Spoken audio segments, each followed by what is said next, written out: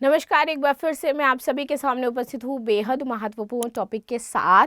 और आज हम बात करेंगे जेनजी की दुनिया के बारे में। घबराइए नहीं, आपकी जो यूपीएससी ये टीचर है ये भी जेनजी ही है। बिकॉज आफ्टर 1998 जो भी आए वो सभी जेनजी कहला रहे हैं। 1998 में भी जिनका जन्म हुआ है, 1997 के बाद के सभी आपके जेनजी में कंसीडर किए जाते हैं। तो एक जेनजी अब दूसरे जेनजी से बात कर रहा है, तो यहाँ पर जेनजी जो है उन्होंने पूरी दुनिया को इस समय बदल करके रख दिया है। चाहे उनकी फियरलेस वॉइस हो, उनको जो लगता है वो कहते हैं। सही है तो सही को सही कहेंगे, गलत है तो गलत कहेंगे। दंगे हमने देखे, आंदोलन हमने देखे, ये सारी चीज़ें हमने देखी। इसी बीच जेनजी एक बहुत बड़ा बदलाव लेकर के आ रहे हैं पूरी ही दुनिया में। वो ये है कि वो शराब की लत, नशा, इन सबसे दूर जा रहे हैं। जेनजी की जो मानसिकता है वो अब ये होती जा रही है कि होश खोना अच्छी बात नहीं है, होश में रहना अच्छी बात है। और होश में रह करके एंजॉय करना बहुत ही अच्छी चीज़ है। इन जेनजियों ने बहुत सारे शराब के जो ठेके हैं वो बंद करवा दिए हैं। इवन जो बड़ी बड़ी कंपनियां शराब का उत्पादन करती थी, उनका उत्पादन नेगेटिव में जा रहा है क्योंकि कोई परचेज नहीं कर रहा है। तो चलिए इसी के बारे में बातचीत कर लेते हैं। साथ ही जेनजीज की पार्टीज आपने देखी तो भजन पार्टियां शुरू कर दी हैं हमने भाई। इसी के साथ यूपी लेखपाल बैच आ गया, इस पर भी जानकारी ले सकते हैं। तो अब होश ही नशा है, ये टैगलाइन है इसकी। तो आजकल शाम के जो हैंगआउट्स हैं उसका नज़ारा पूरी तरीके से बदल चुका है। भारी भरकम शराब, धुएं वाली रातों की जगह अब क्वालिटी, वेलनेस और एथलेटिक्स, इस पर बात की जा रही है। यानी कि अब जो न्यू कमर्स हैं वो अपनी बॉडी पर ज़्यादा ध्यान दे रहे हैं, वो अपने फूड पर ज़्यादा ध्यान दे रहे हैं, प्रोटीन इनटेक, इन सारी चीज़ों की बात कर रहे हैं। वो शराब, धुआं, इन सब से दूर जा रहे हैं।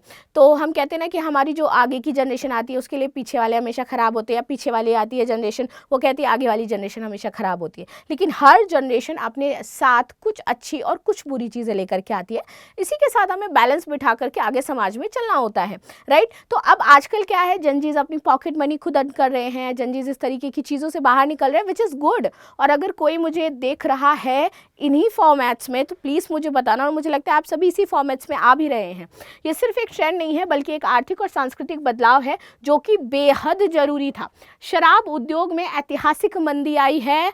वन ऑफ दी, अगर मैं बात कहूँ जो पीछे का प्रीवियस एरा रहा है हमारा, उनसे मिलेनियम से अगर हम इन जेनजीज की बात करें तो फोर्ब्स ने 2026 के अनुसार शराब कंपनियों के शेयरों में 830 मिलियन डॉलर की वैल्यू साफ हो चुकी। कैन यू इमेजिन दैट कि आप लोगों ने कितना अच्छा काम किया है।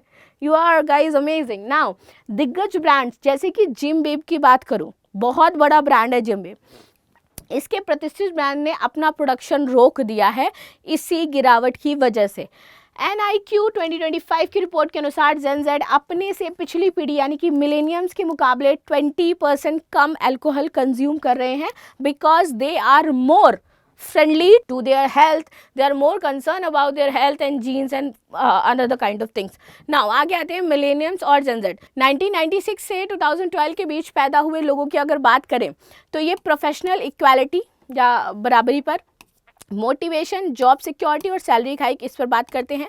काम को प्राथमिकता देते हैं, कॉम्पिटिटिव स्पिरिट और स्वतंत्र काम करना इनके अंदर है। कम्युनिकेशन मोड इनका बहुत ही बेहतर है, स्वभाव सजग सचेत है, करियर मल्टीटास्किंग है, हमेशा के लिए तैयार रहते हैं। वहीं अगर मिलेनियम की बात करें तो वर्क लाइफ बैलेंस में फंसे रहते हैं बेचारे। मोटिवेशन, करियर ग्रोथ इनका भी है, काम को प्राथमिकता देते हैं, टीम स्पिरिट और सहयोग की भावना के साथ। कम्युनिकेशन मोड तो ईमेल या मोबाइल का कम्युनिकेशन मोड था इनका भाई। स्वभाव आशावादी था और करियर जॉब स्विच में ज़्यादा वक्त लेते हैं, नए रोल से ये हिचकते हैं। नाउ आगे आते हैं जेन जेड पीढ़ी की कुछ क्वालिटी कि ये टेक सेवी हैं, बिकॉज हम टेक्नोलॉजी के साथ पैदा हुए हैं भाई। I am also Gen Z 1998। Now work life balance को देते हैं ये ज़्यादा प्राथमिकता, फास्ट रिस्पांस पसंद करते हैं, मल्टीटास्कर हैं, आप प्रैक्टिकल अप्रोच है, सोशल मीडिया फ्रेंडली है, मेंटल हेल्थ को यहाँ पर प्राथमिकता ज़्यादा देते हैं। वहीं अगर बात करें क्वालिटी ओवर क्वांटिटी, तो पीने की जो नई आदत है इस पर, तो आज का युवा कम पीता है लेकिन जो पीता है वो प्रीमियम होना चाहिए। तो इस तरह से यहाँ पर जो शिफ्ट आया है कि ठर्रे से और देसी दारू से, संतरे से बाहर निकल रहे हैं, और या तो प्रीमियम नहीं तो फिर बीच में रुक करके भाई अपनी सेहत ख़राब नहीं करनी है। मतलब हम ये मानते हैं कि अगर फेफड़े ख़राब करने हैं तो लाख रुपए की दारू पी करके फेफड़े ख़राब करो। जस्ट लाइक मी, गला ख़राब हुआ है मेरा, पर मैंने ये पिया नहीं है भाई, मुझे जुकाम हुआ पड़ा हुआ है, बट मैं कोल्ड ड्रिंक और वाटरमेलन मुझे बहुत पसंद है, तो मैं सर्दियों में भी वाटरमेलन खाती हूँ। Now premium choice, 56% Gen Z consumers अब कई सस्ती ड्रिंक्स के बजाय 1 to 2 high quality premium cocktail पर पैसा खर्च करना पसंद करते हैं। रात 11 बजे के बाद वाले स्लॉट की जगह अब शाम 4 से 7 बजे हैप्पी आवर्स के बीच युवाओं की तादाद लगभग 34% बढ़ी है। प्रायोरिटी तो वे अपनी नींद और अगली सुबह की प्रोडक्टिविटी पर समझौते नहीं करते हैं। शराब बनाम करियर, हसल कल्चर जो है और जो स्टार्टअप्स माइंडसेट है वो शराब को करियर का दुश्मन मानते हैं कि भैया जो शराब है वो हमारे करियर को ख़त्म कर देगी। ऑफ कोर्स, क्योंकि अगर हम डेली लेट नाइट 2-2 बजे तक पार्टियां करेंगे तो हमारी प्रोडक्टिविटी कम होगी, हम कैसे उठ करके मॉर्निंग में जिम और अपना काम दोनों बैलेंस कर पाएंगे, तो इसलिए ज़रूरी है ये। टाइम मैगजीन के अनुसार शराब कम पीने का सीधा संबंध क्रिएटिविटी से है, क्योंकि शराब हमारी बॉडी के क्रिएटिव सेल्स को मार देती है। फूड एज मेडिसिन, मेंटल ने के अनुसार युवा अब गट हेल्थ, हार्मोन्स और ब्लड शुगर को बैलेंस रखने में ड्रिंक्स ढूंढ रहे हैं। फंक्शनल ड्रिंक्स, तो एडपोजेनिक इसको बोलते हैं, और ये जो एडेप्टोजेनिक ड्रिंक्स हैं और जो फंक्शनल लिकर्स हैं इसकी मांग बढ़ी है, जो नशा नहीं बल्कि रिलैक्सेशन देती हैं। नया ट्रेंड क्या आया है, तो पुराना स्वाद और नया ट्विस्ट, पुराने क्लासिकल ड्रिंक्स को ग्लोबल तड़के के साथ परोसा जा रहा है। जापानी मिसो, एशियाई जो पांडान फ्लेवर है इसका इस्तेमाल किया जा रहा है यहाँ पर। आगे आ जाते हैं, बिना नशे वाले ड्रिंक्स की मांग अब ज़्यादा बढ़ गई है, like boba tea, special coffee, zero sugar, zero alcohol cocktail, ये सब अब ज़्यादा पीते हैं।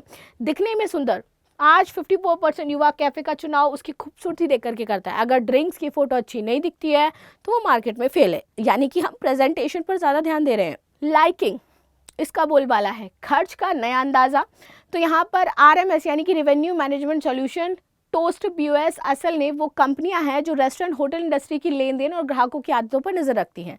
इनके अनुसार पैसों की तंगी के बावजूद 56% युवा हफ्ते में 5 से ज़्यादा बार बाहर खाना खाते हैं और उनके लाइफस्टाइल का ये अब हिस्सा हो चुका है।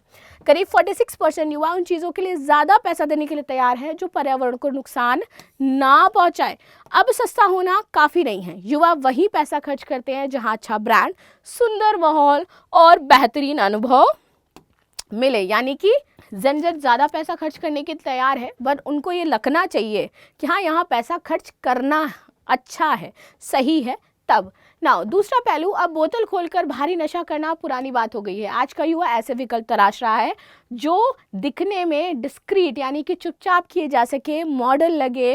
रिपोर्ट्स बताती है भले ही शराब की बिक्री कम हुई है, लेकिन युवाओं में वेप्स, ई सिगरेट, स्मोकिंग, इनका जो बाजार है वो बूम भी हुआ है। जहां एक तरफ सोबर होश में रहना फ्लेक्स है, वहीं दूसरी तरफ धुएं वाले इन नए गैजेट्स का स्टाइल स्टेटमेंट के तौर पर किया जा रहा है। लास्ट में आपके लिए क्वेश्चन है, जेन ज़ेड किस वर्ष के बीच जन्मे लोगों को बोला जाता है, तो आप सभी को बताना है कमेंट में। मिलते हैं नेक्स्ट क्लास में। बाकी आपकी क्या राय थी इस टॉपिक को लेकर के ज़रूर बताइएगा। एंड आपको क्या लगता है, जेन ज़ेड वाला सुधार लेकर के आ सकते हैं या फिर हमें एक लापरवाह पीढ़ी ही माना जाएगा है, तो जल्दी मुझे बता दीजिएगा, because we are in the same condition. Thank you so much for watching. मिलते हैं नेक्स्ट क्लास में and thank you so much.